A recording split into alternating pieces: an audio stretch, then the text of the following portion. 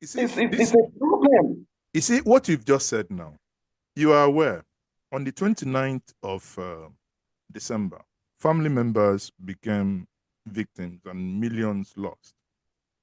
Just barely 9 days ago, another incident happened. I informed you about that. You are aware. Now, there is one recurring decimal that when they were taken away, they were somewhere within Orumba. Even when they were released, one was released near Oboji, that is within that same axis. In my view, the state, we have seen 3 properties, that is 2 private properties and 1 hotel demolished. But we haven't seen those places that those that are kidnapped are taken to. We haven't seen them cleared. So in this case, is there anything delaying, or is the operation still being, I don't know, formed, or what's happening? Because the place is demolished. I mean, we have less cases of people being kept in houses and hotels, but more cases of people being kept in quasi bushes. So why do we then have cases of more demolition and less where the real action are basically happening? Is there anything that is still, coming up, or, and actually The Operation Udogachi teams are in the bushes now. Okay. They are in our forest now. They are. Okay. In this They case, are. And we are not making noise about it. We don't want to. We want to possibly have them taken out or apprehended. We don't want them to run away just like that. And as part so of, let the results speak. You know that. I'm not sure. Are you aware of what happened in Iseke today? I'll send you videos. Please do, by all means. And it falls into the next thing I want to say to you, and that's a plea to you specifically. Because this information dissemination falls under your forte, I would suggest and I would beg that the team that does this operation must have and should have professional cameramen in there for through documentation purposes, in order for the citizens to make that has been. I have attached a team from ABS to Operation Udogachi. Okay, so we'll be getting more clearer vision, visuals and all whatnot. Okay. So even before demolition takes place, they will do proper documentation. Press conference. That is before and after. And the Operation Udogachi also has public affairs unit, which I may end up heading myself, so that periodically I can, call a press conferences. Okay. So at this juncture, people, it's been a very nice and enlightening conversation. My guest up to now have been the Commissioner for Information of Anambra State, that is Dr. Law Mefor. Please, for those of you wanting to ask questions, I think Prince Chris Azo want to ask a question. Please, Prince, can you please quickly ask your question? And if you want to ask your question, please, can you also raise your hand? Prince, go ahead. Thank you. Good evening, Anwe Yago. And good evening, sir. The anchor, I learned you were an Anambra diaspora. That is good to hear. So I've been itching to at least make some contributions and ask questions that I prepared to ask. One is, I'm addressing Mr. Commissioner now on this issue of security, Agune Chamber and Udogachi. There is an addition to one of the strategies, and it was called the whistleblower policy. Yes. Hello, sir. Yeah, we can hear you. Go ahead. Yes, sir. Because actually, I'm the chairman Anambra Civil Society Network, and co-chair Open Government Partnership. That's a partnership with the citizens and the government of Anambra State. So I'm speaking from the point of the citizen representation and the civil society. The idea of this whistleblower policy is not very clear, because a policy should be documented. So if you have a whistleblower policy where people can freely give you information, there should be a document stating the strategies, having a content, protecting even the whistleblowers themselves. You know, having an instrument to actually gauge, just like the anchor has said now, you know, but we do not have any document. And I tell you something, Anambra State government needs to have a document on whistleblowing. So you operate it from the point of view of policy. It's not a knee-jerk thing that, okay, you put it, you add it there. Now, it is not even clear at all. How do you protect the people giving you information? How convinced are they? Where is the conviction that you protect them and protect the information they give you and others? So I think I've said that. Then again, we are a bit worried. In fact, let me even thank Mr. Governor.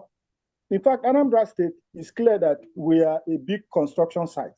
We give him kudos for that. And he's living to his promise, because he said he was going to declare a state of emergency on infrastructure, especially roads. He's doing that. But the other side of human development, we see a lacuna, you know, is in terms of counterpart funding. The anchor said something like that initially, but, you know, he left it not properly attended to. The problem we are having in Anambra is that we are losing development partnership. The idea is that I think Mr. Governor, with all due respect, is fixated on, you know, infrastructure. But areas of productivity, like in the health sector, when you find development partners coming in and the counterpart funding obligations are not being met by the states, some of them tend to, chicken out and are discouraged. It happens in the health sector I've mentioned. It happens heavily in the agricultural sector. The one that pains us in the agricultural sector is that this is an area you have the capacity to bring in the youth. Then again, some other areas we want to talk about is this One Youth, Two Skills program. I know at the first stretch, about 5,000 youth were empowered, but up to today, we have not seen any monitoring evaluation mechanism. I'm not sure the state government can beat their chest and say that this is how far the youth have been doing, the progress they have made. And we're worried that we even engaged one of the commissioners in recent past. He said that once the state gives a grant, they don't care about what you do with it. And I think it's not correct. Because for us in the civil society, we get grants. And sometimes we keep the documents for 5 years. You said at some point, after 4 years, came back to ask us, how are you faring? It's a grant, yes. But you need to know the progress those people are making. Then finally, sir, about this, what's it called now? It was started under Obiano. The community choose a project. When Mr. Governor came, he said he was going to even add to it from 20 million to 25 million. Feelers we are getting is that nothing has been done in that area. And this is a program that actually empowered the communities with infrastructure. Thank you very much, my brother. Thank you. Then finally, sir, social protection is what the governor said. Sorry, sir, just 1 minute, one second. Social protection has not been activated. Social protection is how you take care of the poor, the vulnerable in society. There is no documentation, but development partners have come to this state to support, I'm sure of UNICEF, to support this state, to have a social protection policy. It has not been done, and we are worried. Thank you. Thank you very much. Wow, those are loaded questions. I do not know how you want to take them, but quickly, because we have more people raising their hands. If you may just quickly in summary. Well, I don't know what he means by government not paying sufficient attention to human capital development. That is not correct. And he was talking about health. And I believe that health may be one area that has received the greatest attention in government.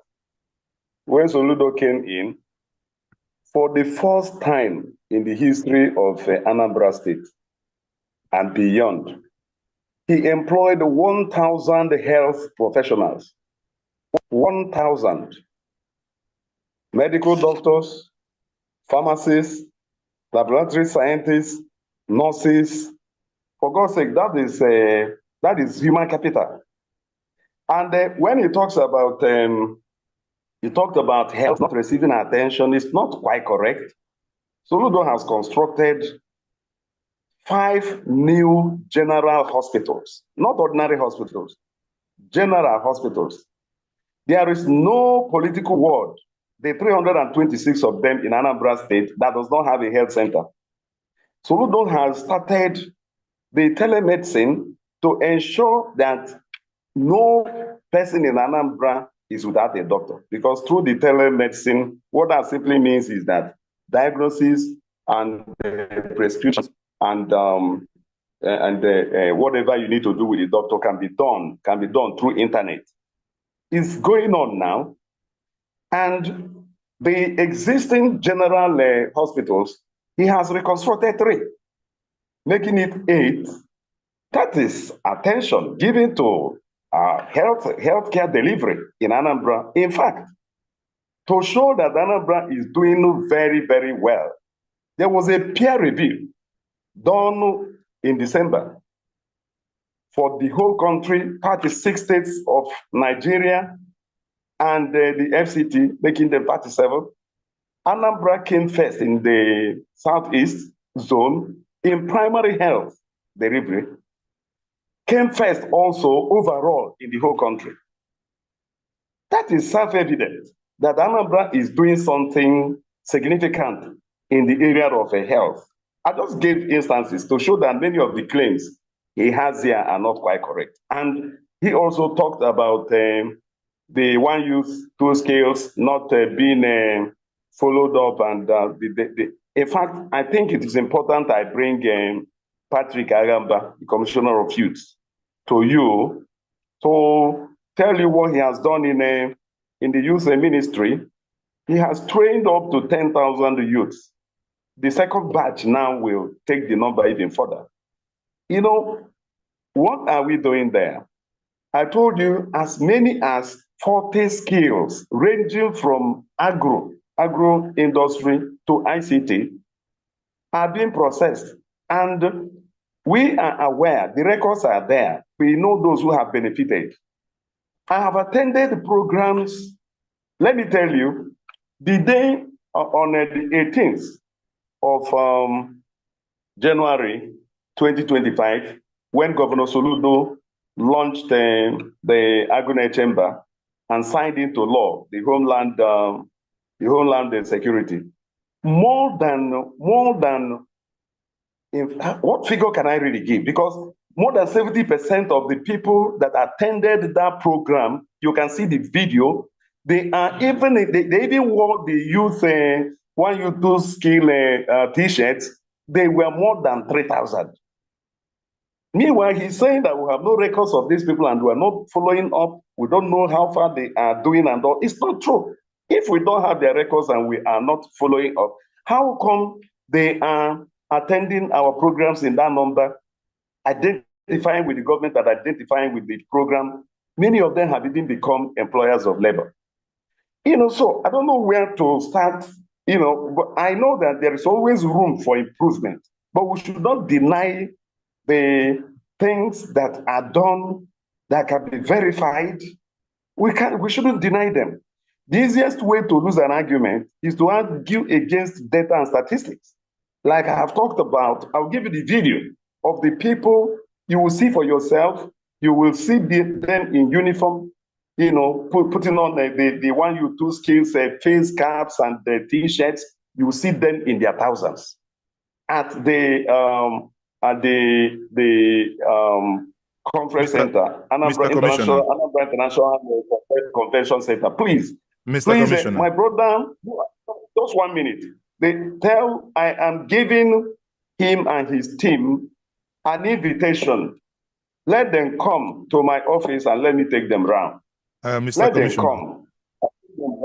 I want to take them to the Commissioner of Youth and to any other person that they would want to see to verify some of the things they think are not working well.